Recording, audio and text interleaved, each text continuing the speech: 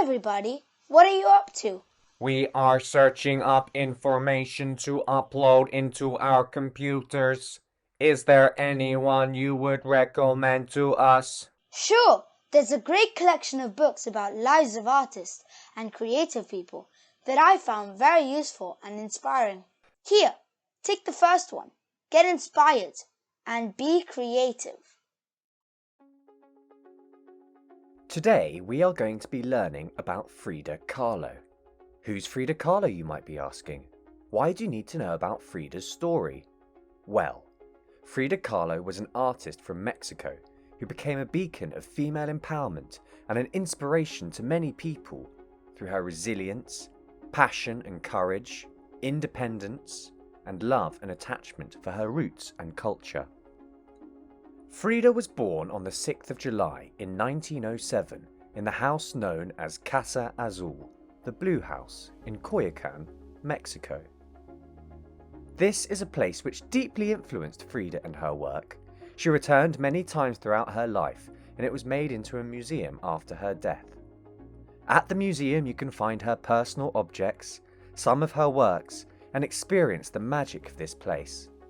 As you walk around, you will see the room she was born in and the space in which she painted moments of her life. At the age of 6, Frida contracted polio, a serious viral infection that crippled her right leg, giving her a limp. Nevertheless, Frida was a bright and feisty girl who didn't let her trauma get the better of her. Before long, Frida had enrolled at one of the top schools in Mexico, with the aim of going into medicine. But all her plans were turned upside down one rainy, unfortunate day. Having forgotten her umbrella at school, she missed the first bus home and had to take the second one, the bus that changed Frida's life forever. That second bus crashed into a tram and killed many people, leaving Frida and others badly injured. We could see a sort of written destiny in her story, which led her to discover another Frida, the Frida which we learn about today. Following the crash, Frida spent more than a month in hospital. The consequences of this event made her suffer acute pain in her spine and leg for the rest of her life. But this was just the beginning of her story. This is when Frida showed her resilience and turned something unexpected and traumatic into something positive. This is when she turned her pain into art. Due to the crash, Frida was bedbound and her body wrapped in a special plaster to keep her still. She was enduring unbearable pain and lived with the fear of never being able to walk again. Her father, Guillermo, gave Frida a set of oil paints, a special easel, and fixed a mirror above her bed, offering her a way to channel her emotions and feelings. That is how Frida started painting, adapting her dreams to the new reality she was living. And if it wasn't for the accident, if she hadn't forgotten her umbrella, she might not have been an artist at all. Frida was determined to stand on her legs, even if doctors told her she would never be able to walk again. She focused on walking as much as she did on becoming a great painter.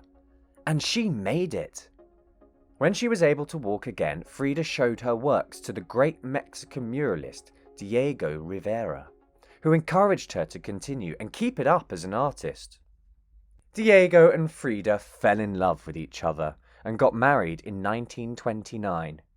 Despite their differences, which gave them the name of the Elephant and the White Dove, they started a life together, sharing their love for art, communism, and a great sense of humour. Frida and Diego tried for kids, but sadly her injuries from the accident meant she was unable to have any. The 3 miscarriages left a deep emotional scar inside her, which she tried to overcome through painting. After a period of depression, Frida surrounded herself with all sorts of pets, such as hummingbirds, monkeys, dogs, and cats. People say they symbolize the children that she could never have. She took care of them with love, and they filled the Casa Azul with their presence, as well as some of her artworks. Frida and Diego had an open relationship and had several stories with other people. Frida did try to gloss over them with a joke to keep their marriage going on, but she was deeply hurt when Diego had a love affair with her sister, Christina. This event led to their separation, and in 1939, Diego and Frida divorced. Frida would say, "There have been two great accidents in my life. One was the trolley, and the other one was Diego. And Diego was by far the worst." In her most famous painting, you can see two Fridas sat side by side. On the right, the loved Frida. Her heart is whole, and in her hands she holds a miniature portrait of Diego. The picture is connected to her blood vessels, which lead to her heart. On the left, the unloved Frida, exposing a broken heart, with a pair of scissors to cut the vessels that link between her heart and Diego. In this next painting, we see another response to Diego's betrayal. She painted herself with a new male-like haircut and wearing a man's suit. She was demonstrating her courage in going against the conventions of the time, becoming a symbol of feminism. Frida made a point of her desire to be an independent woman who didn't need a man by her side to keep going. She could easily be both man and woman and make it on her own. In her art, Frida took her image as her favourite subject and painted about 70 self-portraits. She used to say, "I paint self-portrait because I am the person I know best. The only thing I know is that I paint because I need to, and I paint whatever passes through my head without consideration." You can learn about Frida's biography by looking at her works. The self-portraits express in her face her feelings of love, loss, and passion for those whom she loved. Less than a year after Diego and Frida's divorce, they remarried in 1940. The connection of their souls and mind was so strong, they couldn't be parted. Frida went on to write, "Diego, my husband, my friend, my mother, my father, my son, my universe." Strikingly original and unafraid of celebrating herself, Frida created a powerful and inimitable style, which is central to framing her in her paintings. Brightly embroidered blouses, long skirts, and colourful shawls contributed to enhance the magnetism of her person and depict her as an icon of style. Fashion aside, her full-length skirts helped to cover her sore legs and marks from her traumatic past. Frida wore her hair gathered on top of her head and had it interwoven with ribbons, cards, or flowers. Her elaborate hairstyles added the final touch to her unique outfits. Frida had an attachment to her roots and culture and proudly wore pre-Columbian jewellery as well as innovative Mexican pieces. One of her favourite pieces was the earrings in the shape of hands, given to her by her friend Picasso. Frida's belongings usually had a magical and special meaning behind them.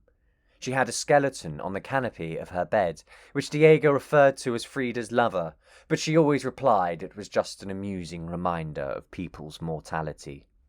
Even her cast became a vehicle for her beliefs and feelings.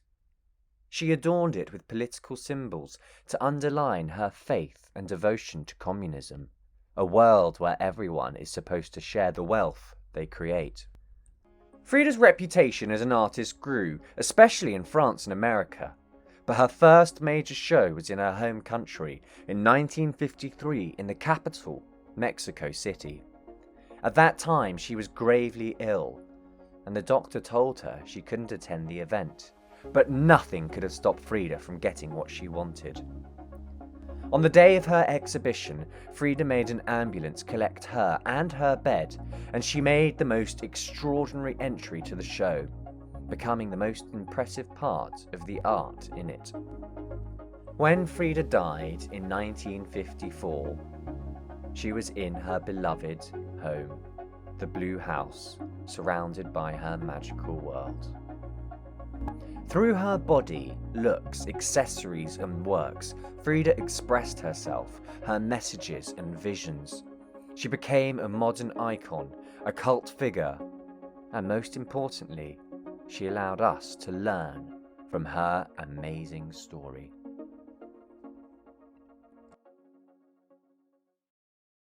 Wow, this Frida had a remarkable life. So what are the messages we can take away from her life? What do you think? I have a few ideas I'd like to share with you. Notebook and pen ready. I am on recording. Mode on. I think I got one. Great, go ahead. Tell us, please. To never give up. Frida shows us that it doesn't matter what happens in our lives. What matters is how you deal with it. Changing direction can offer you a chance to explore new areas of your potential. You might find a new purpose in your life. For example, I am dreaming about becoming a chef. But if something gets in the way, I shouldn't be discouraged to explore another passion or talent that I might have. Like eating, I can see you more as a food critic, going to the restaurants, eating and eating and eating, and writing reviews about it. Anyway, yeah, you got it right. Another lesson I learned is that you can use art and creativity to express your emotions and feelings, finding comfort and help in it. You can transmit something meaningful to others, like Frida did. So I can draw a burger when I am hungry. Stop it, silly. I think he wants to say that when you feel sad, instead of being alone with your feelings, you can draw, paint, write your thoughts in a diary. Or when you are angry, instead of getting a short circuit or shouting, you can listen to music and maybe write your own songs, putting words into how and why you are feeling that way. Precisely. Everyone should look for something that can help them release their feelings. The last thing I want to mention is belief. To strongly believe in yourself and your potential, no matter what others say. Follow your dreams and fight for them. You see, Rusty, I will be a chef no matter what you think. Okay. But as you see in Frida's story, even if it doesn't happen, you'll be fine. Your destiny might have reserved you an even bigger surprise. You got it, guys. All noted down. I am already looking forward to listening to another story. To the next one then. Bye bye, everybody.